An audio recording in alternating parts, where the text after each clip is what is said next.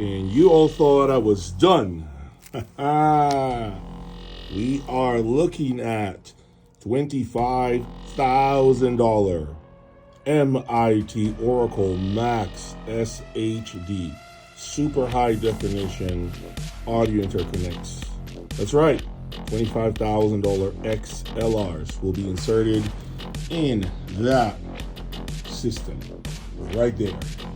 I've never had an XLR that cost as much as these XLRs do, and with all these adjustments to boot, I have no idea what to expect, but rest assured, you all will get my thoughts on this XLR. Are you all ready?